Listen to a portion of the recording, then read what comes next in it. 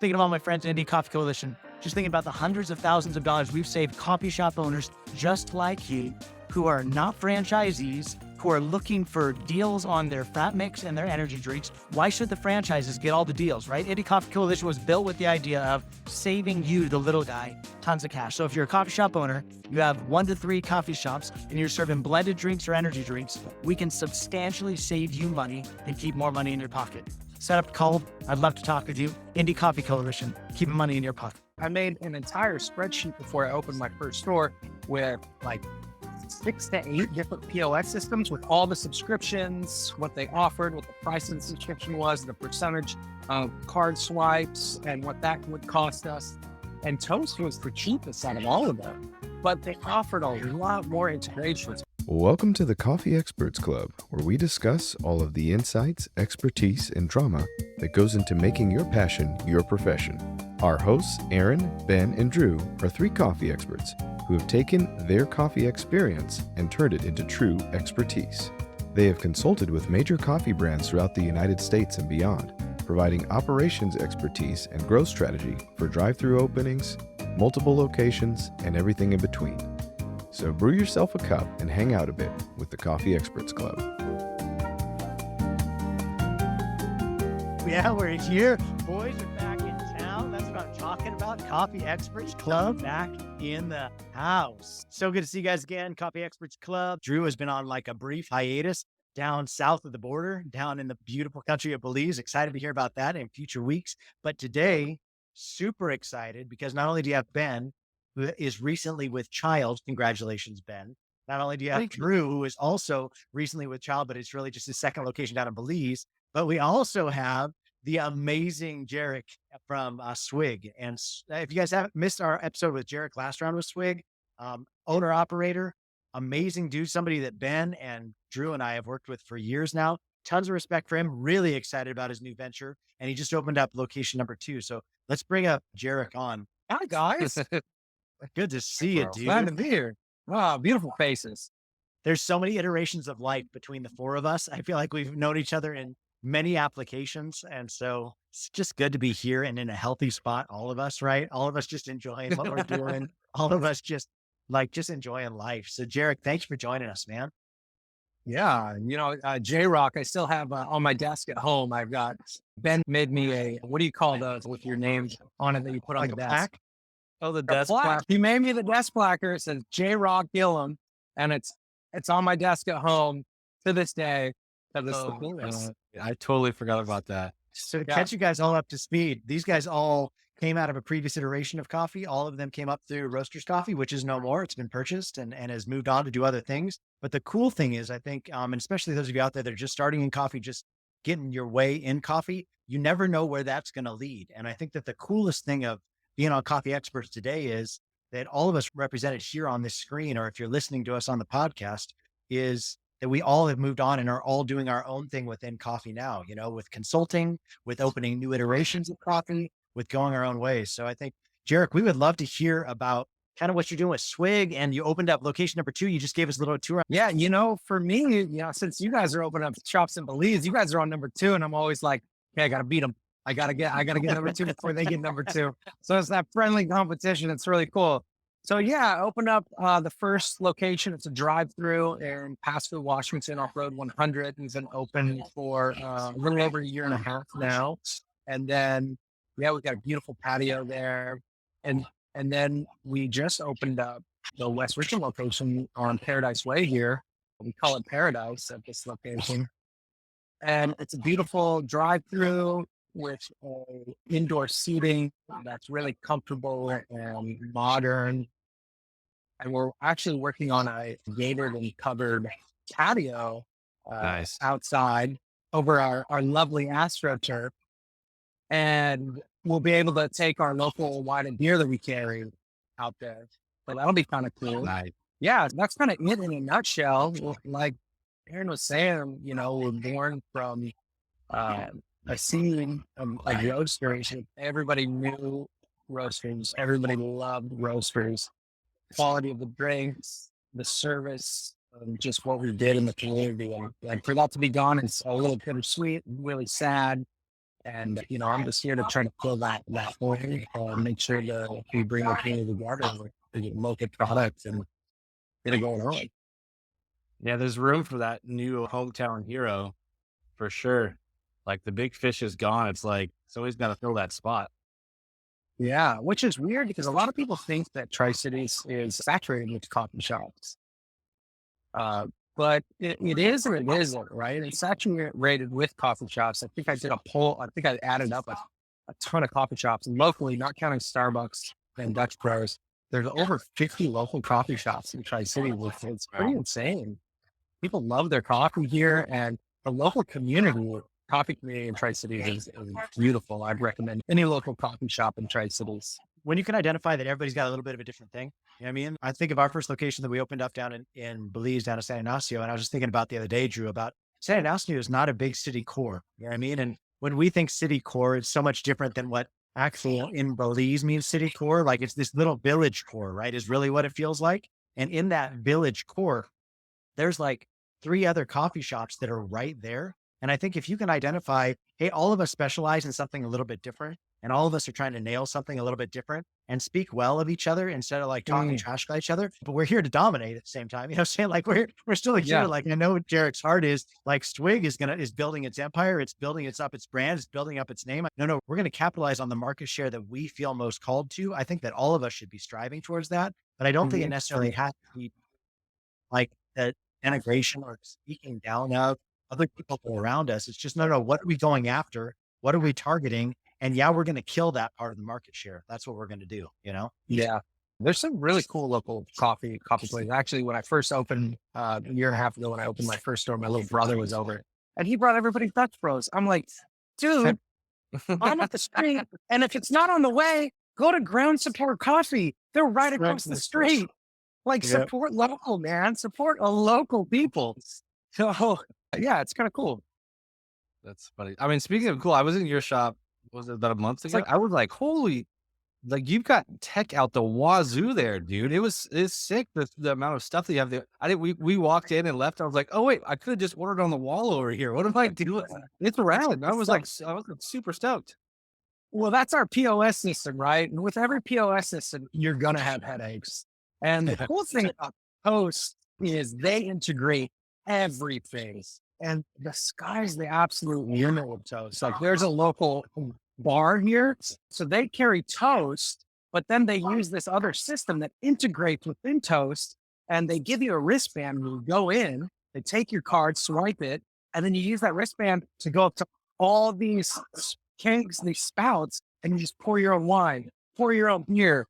And I mean, everything's all in one. Our Uber Eats, our DoorDash, and Grubhub pops up on the KDS. And another thing is we don't use iPads or tablets because to me, that's an at-home product that isn't for a kitchen. It's not built for kitchen. And I'm not going to have to be rebuying those iPads every few years because the batteries are dying.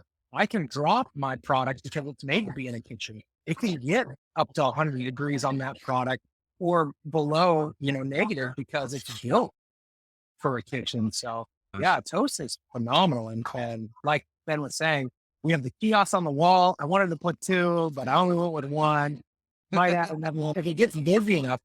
And then another cool thing was we have these on all the tables with a table number. And you can scan this QR code. The menu pops up on your phone and it just pops up on our KDS. And then we'll just take you your food and your drink to your table. Or just call you out table number 2. That's so slick. It helps when we're super busy, like unexpectedly busy in the drive-through to where we can say, hey, we'll be with you within a second. Or if you want to get your order in faster, you can use kiosk or scan the QR code on the table. And we'll have the QR codes outside too. So when people are ordering, when we have that all set up out there, it'll be really cool. Because most startups are probably going to go Square, right? Most startups will go through Square. And of course, I have experience with Square through Roasters. And the problem with that is it doesn't have nearly as many integrations. And I made an entire spreadsheet before I opened my first store with like 6 to 8 different POS systems with all the subscriptions, what they offered, what the price of the subscription was, the percentage of card swipes, and what that would cost us. And Toast was the cheapest out of all of them. Cheapest when it comes to card swipes. So they were the cheapest, but they offered a lot more integrations. My payroll through Toast, so it's all in one. I pay for a tip pool. So poor Ben at Roasters created this tip pool spreadsheet. Those were the days. Those were the days. The tip pool spreadsheet, Ben Clatterbuck. Those are such a pain in the ass because the employees had to fill it out every day. And it's just, we worked harder, not smarter because of things. We know those things. But Toast, you just pay a subscription and they pull it together. And I can have them clock in as a different worker and they're not in the pool. So if they're in a meeting, they'll clock in as off bar. And then that way they're not in the pool.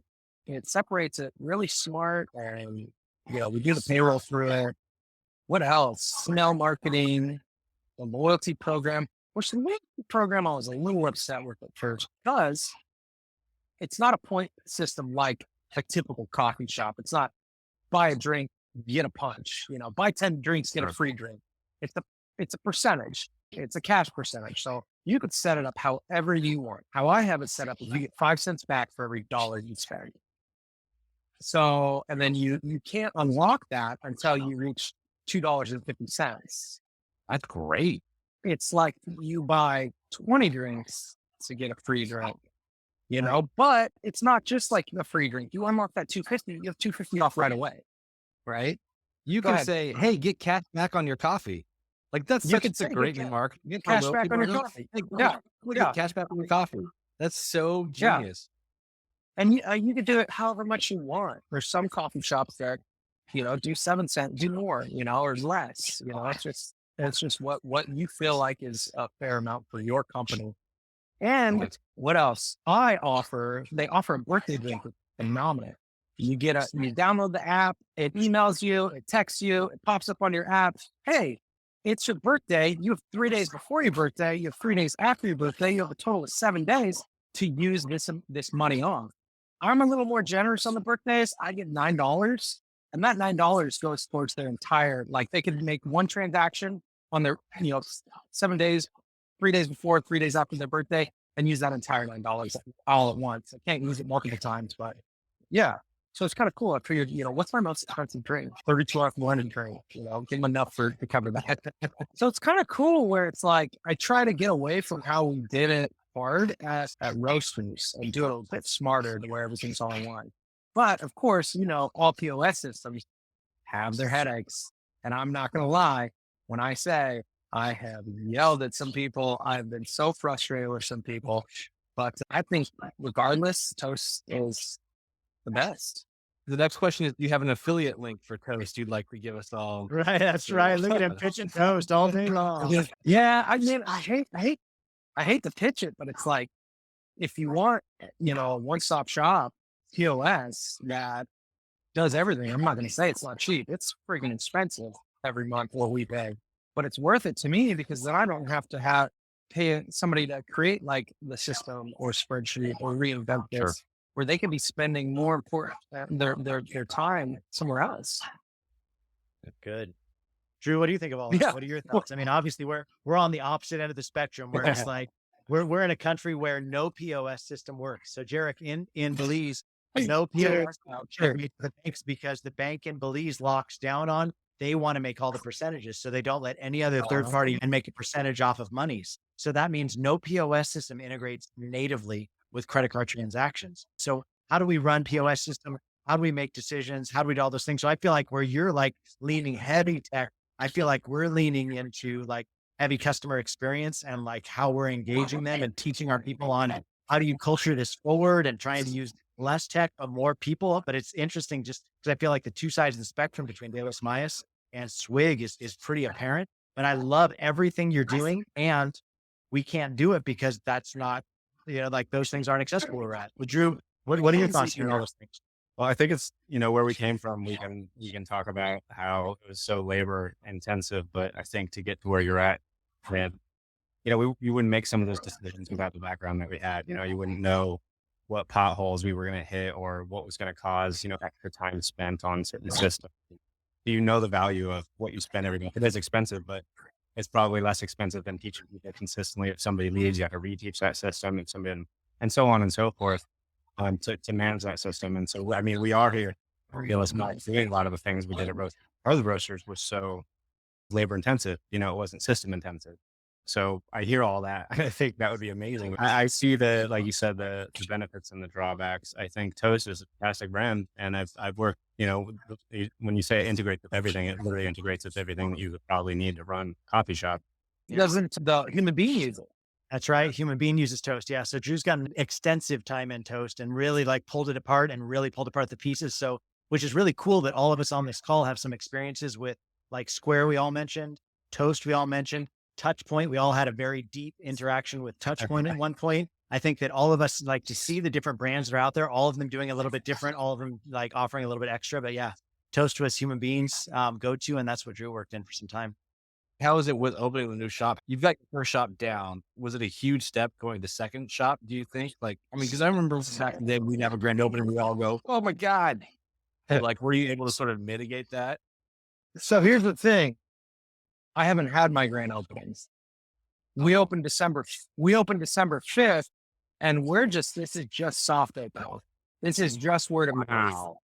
And my grand opening is going to be March 15th, 16th, 17th, 18th, and 19th. It'll be $2 day, buy one, get one free day, 2 for $6 day, triple points day, and then swag. I've got mugs, I've got chains, sunglasses. Of course, I'm working on stickers. And then I've got a really cool product that I'm super stoked for because everybody's using them in the grocery stores right now. Tote bags. So like everybody's going to be shopping around at Walmart with their Swig tote bag. So in my mind, when I was opening up my second, because the first one, we had to transition from Fuel Up Cafe to Swig. So it took a couple months for us to even do our grand opening. We bought it in September. We did our grand opening in October. And I was thinking, I was like, is this so stressful? I learned a lot building this location, and I kind of rushed it and pushed it because I was so excited to get it open that it actually bit me in the butt. So by the time we opened it, I was like, okay, now I got to do the grand opening. Like, we need to do soft openings for like 2-3 days for a couple of hours, and then we need to do this big grand opening. And I'm like, wait a second, I don't have to follow these rules. Why don't we do a soft opening for a month? So we did a soft opening for a month, and we were so busy. I was like, I can't do a grand opening right now. I don't have enough employees. We're busier than I thought we were. And so we finally, got enough employees hired, and it leveled out. And so I was like, okay, I need to take another month. We'll take, December, January, February, and then we'll have a grand opening in March, like mid-March. So that's kind of the way I went about it this time. Was I don't think I'm ever going to do a grand opening like we did. It's too chaotic. It needs to be you open and then you wait a while. It's a soft opening for like a month or two. Really figure out the kinks. Make sure all the employees are trained properly and know how to handle things. And then we'll do a grand opening when we feel like we're ready to do a grand opening. So that was kind of what I was thinking. I was like, I think for some people, opening it, having a grand opening right away might work because they might need to do that. But for us, already having the presence in Pasco and a lot of people knowing about us already, and our history, that we just, I want to take my time. I don't want to rush it at all. I feel like this is the tale of two cities right now. I feel like this is like Jerrick and the way that she is working and doing things, and like Swig, and it's going so great. It's awesome for you. And then like De Los Mayas, whatever you just said, just flip that on its head. And it was exactly what De Los Mayas just did. So we're like, wait a minute, we got the building on Saturday from the builders. Awesome. Grand opening on Friday. So then Drew's like setting up all the jeans, we're getting all the stock in storage, trying to train the kids, all this volume through this little tiny hole of like grand opening. So it was like we had lines wrapped around the block until freaking late at night. And it's nice because it gives you that stimulus of cash at the beginning, which I do think for some people it's nice because you make a bunch of money grand opening, which kind of carries you for that first month because you kind of settle in. But I do think you're right. I mean, there's no way around it. It's psycho, bro. It's crazy. It's Grand openings where you absolutely like drop insane. your prices down for the sake of Drew, what do we do? $2 drinks? $2 drinks all day. So like driving so much volume like on that. And that was by Belize. You know what I mean? So anybody in from America, that's $2.50, any drink you want, any size you want, you know? So I think Oh, it drives so much volume. That is a lot of pain and there's a lot of stress to it. But I it's like both sides of it, man. I think both sides of it, like we did, I know you and I had that sideline conversation where you're like, we killed month one. We didn't even need a grand opening. And for that, man, super big kudos for you. I mean, that's the complete difference in the markets too, right? Like, especially here in a market where like you have an established brand like Swig, you're like, I mean, we were at that point with roasters too, and yet we were still doing grand openings. I was trying to convince everybody, it's like, we don't need to do this anymore. But like, you've got that, like right. Swig's got the brand awareness, or you've got De La Comaias who's like, hey, by the way, you've never had this product before And, ever in your life. Come over here. and, and that's why as a business owner, you need to decide what works best for your brand and where you are. Like I'm sure if Deos Miles opened up in Tri-Cities, you'll be in the same boat as me. Right. Please don't. No, it's good. I love it, dude. And I think too, that is a really good point. Cause I feel like Tri-Cities, you just talked about like 50 locals, like building your brand, like, but people knowing Jerrick, knowing the team that you built there, knowing the quality that's come out of previous iterations, you know, De Los Mayas, first drive-through coffee in the whole country of Belize. Like Oh first, yeah. like first presence on the island of anything no other drive-throughs on the island in San Pedro, except for Coffee de los Mayas. Like, I think that the worlds are so different. And so it's so crazy when you're like, okay, so who are you hitting? Definitely different from region to region, country to country, and brand to brand. I love What's it. final question, I guess, Jerrick, is you've transitioned out of roasters where you're regional, you're operational, you're running a department, and now you're like owner, operator. What's been like the biggest bridge you've had to cross? What was the biggest hurdle where it's like, oh wait, I'm the guy who owns this. This is my thing now. I was looking at some video on YouTube, and there are some honeybees in their hive that can be very aggressive because that's just how that honeybee hive is because of maybe the queen bee.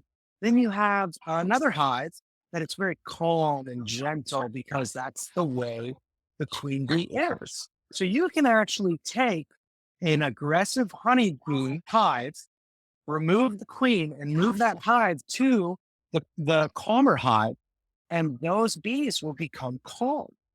Wow. So what I'm trying to say is that the biggest hurdle that I have and blessing that I have learned is that I had a queen bee that was aggressive and I fed off of that. And now I have a queen bee that is very calm and thoughtful and helpful and kind. And so it's really starts with your leader. And one of my biggest hurdles is learning that and realizing where I can be a bull in a china shop, where I need to instead say, you need to do this. I say, how can I help you do this? Oh, are you busy? Let me get this for you. Hey, let's think outside the box of how we can make the baristas' jobs better. I have a delivery person that picks up, we have a company van with a logo now, which is awesome. It's good for marketing. And I have a person that works on Mondays, Wednesdays, and Fridays to pick the products for the stores. And instead of them just dropping it off, because I did this for a while because I wanted to help out and see where we could improve, I was like, oh my God, the delivery person needs to be the one to take the time and put all this product in. The barista does not have time. They're too stressed. They're working for one goal, and that's to serve customers a great quality cup of coffee, and they don't need to be distracted from that. So I need my driver to be the one that puts that product away so my employees can focus on that stuff. And, same with my store managers, really like, oh, you need anything? Like today, my delivery driver, like, hey, I'm not feeling good. If I call you, can you deliver for me? Yes, I'm here for you. 110%, whatever you need. And it just makes them feel more valued. And I learned the hard way, right? I lost a couple of employees that were really good because I was trying that and I wasn't helping. I was like, I need to get this stuff done. So you guys need to do this stuff. And it's like, no, let's do this together. Let me stop. Let me help you. So that's been my biggest hurdle, I'd say.